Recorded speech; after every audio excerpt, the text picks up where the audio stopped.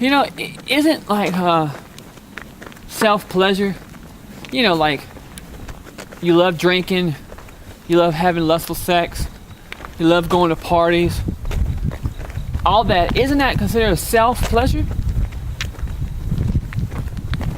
I'm not sure. Why don't you tell me about it? Well, okay. If you're a selfish person, that means you only care about yourself. Right. That means you're after your own self-interest. Correct.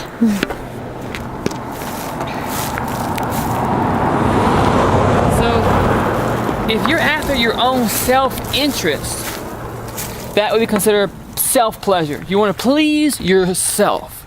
You don't want to please others. Right. So is that not Satan's attitude? Yes. Satan, did he not want to rebel against God for his own self-need? He's after pleasing himself. Yes. That's why temptation is bad, because Satan wants you to go for temptation, drugs, alcohol, sex, this and that, all lustful sex with women you're not married to, violence, money for yourself, greed, all these are self-pleasure. And that is exactly what Satan wants you to do. He wants you to act like him, which is to please and pleasure and look after yourself. Yep. I understand taking care of your body and protecting yourself against the elements. But why don't people protect themselves against bad things? Why do they shun away good things and welcome in bad things into their life? Satan rebelled against God from his own selfish wants.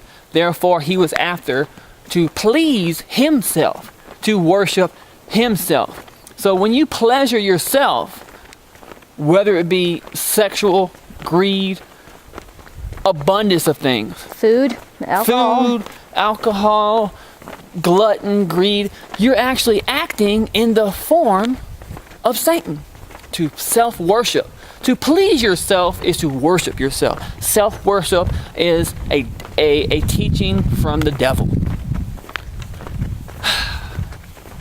That's why Christ was not a self-pleasurer.